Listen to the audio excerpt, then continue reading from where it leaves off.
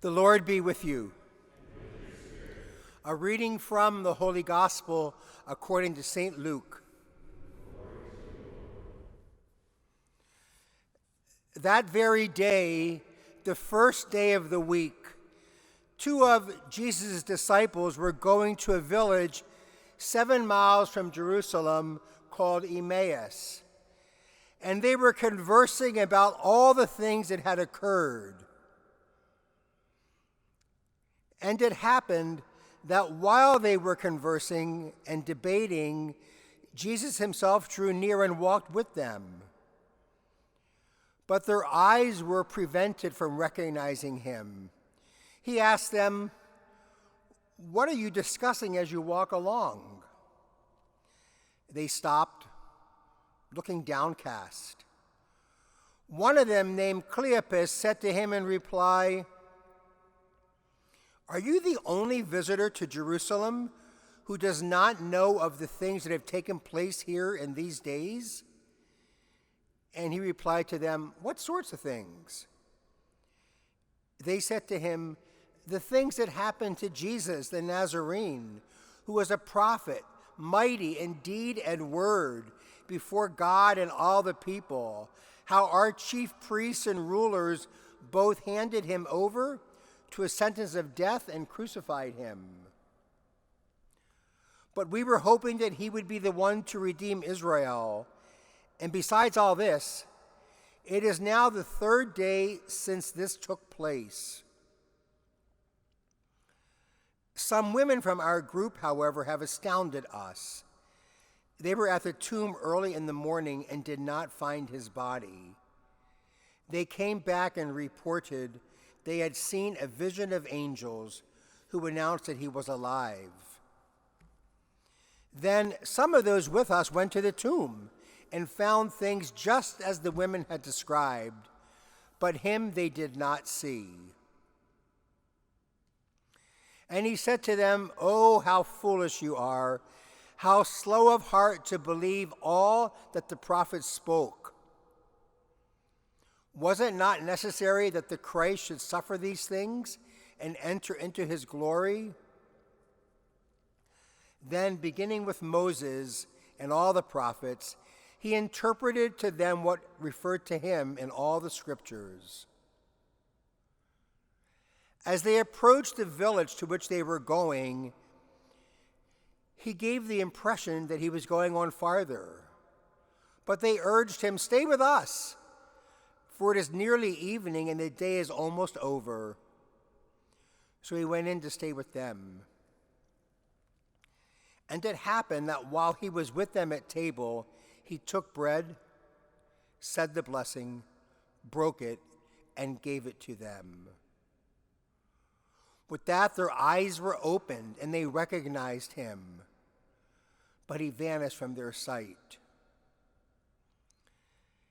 Then they said to each other, "Were not our hearts burning within us while he spoke to us on the way and opened the scriptures to us?" So they set out at once and returned to Jerusalem, where they found gathered together the 11 and those with them who were saying, "The Lord has truly been raised and has appeared to Simon."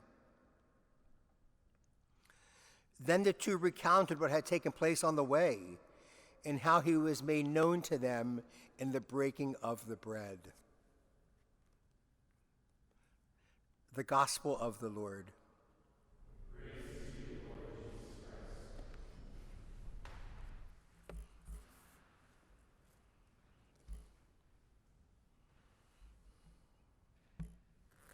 This beautiful gospel, known as the road to Emmaus, is well known and deeply cherished. On the first day of the week, a couple of the disciples of Jesus were walking along. They were sad, downcast, dejected. Everything they believed in and hoped for had come to an end, an abrupt end, when their leader died on the cross. They saw it happen. They knew it was true. They were commiserating with each other. And then, like out of thin air, though I prefer the phrase out of fat air given my body type, but out of nowhere, Jesus comes and walks with them. He asks a few questions, shares a few thoughts with them, and they want to spend time with him. So they invite him to stay for dinner. At dinner, they share some stories, talk a little bit more. Then Jesus takes the bread, blesses it, breaks it, and shares it with them. And the scripture tells us their eyes were opened. They recognized him in the breaking of the bread, a phrase that has come to be the title of hymn books, the names of retreats. When you invite someone to dinner, you might say, "You want to come and break bread with us?" It has come to be a phrase that has taken our lives. And after Jesus breaks bread with them and they recognize him, he vanishes from their sight. But we hear part of their continued conversation. Yes, it was Jesus. Were not our hearts burning as he talked to us and explained things to us? Everything started to make sense. And in the breaking of the bread, we recognized him for sure. Now, not just in the breaking of the bread, but in ourselves, who broke and shared the bread. Bread does not break itself.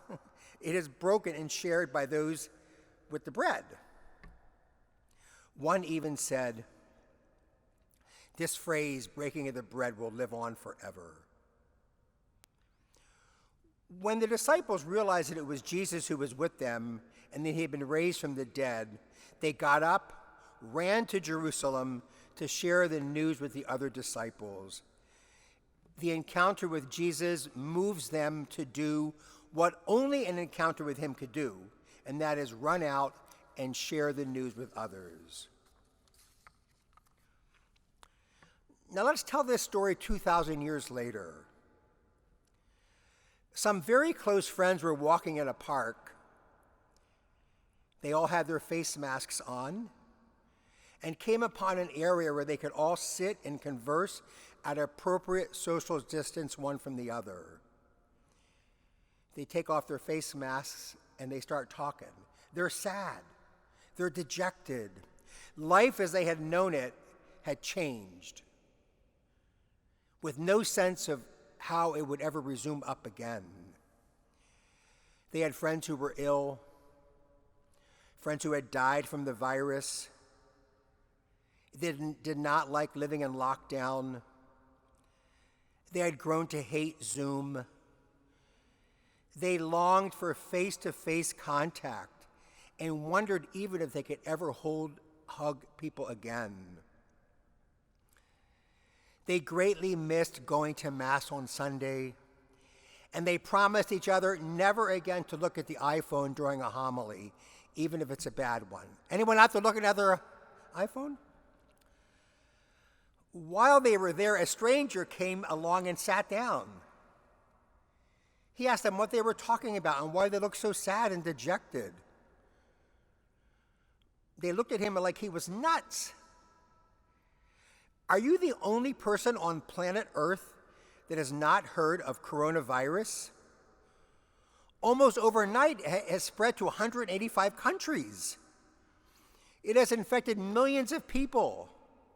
Hundreds of thousands have died. There is no vaccine. Somebody said maybe about Lysol, but that's not going to work either. We don't know what the future holds for us or for anyone.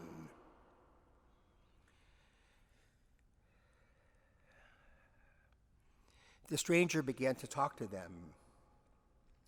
He just asked them questions and helped them to recall other times in history, dark times, painful times, when no one knew what would happen next. And yet here they were talking to each other. He recalled story after story of how God saved his people and never once abandoned them. He helped them to see that God brings good out of everything, that grace always prevails, that the grace of God always comes through. And just like that, he vanished from their midst. They continued talking and visiting. Yes, he was right. Each one told stories of a painful time in their personal life. and yet how God's grace came through at the right time. They talked more.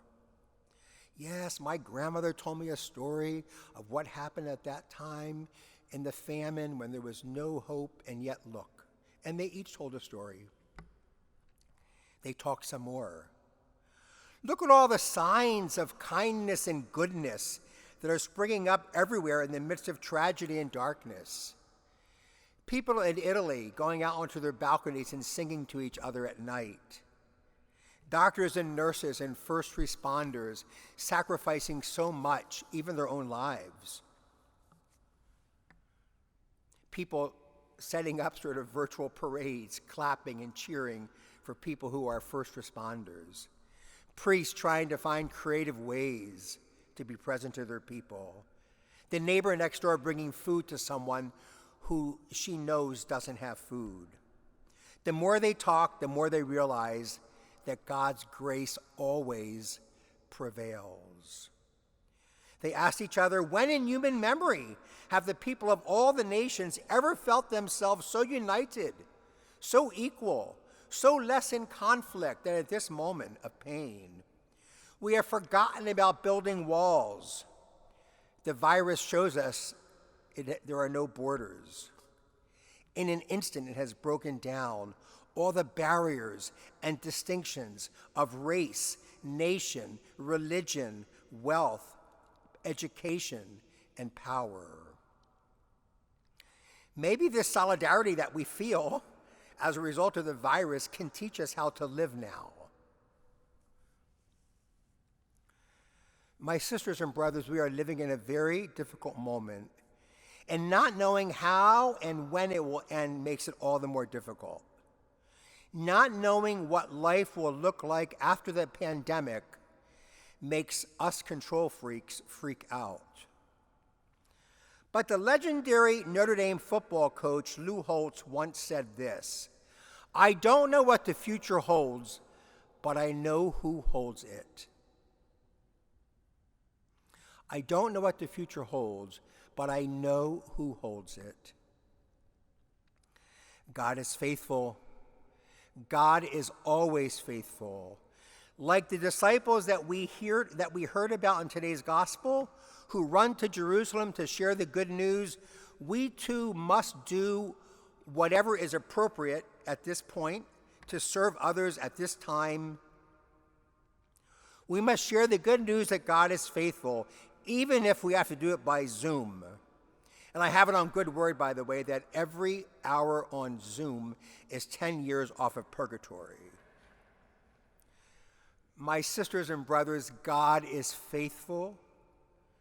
The mercy of God will see us through this pandemic and beyond, because God is always faithful to us.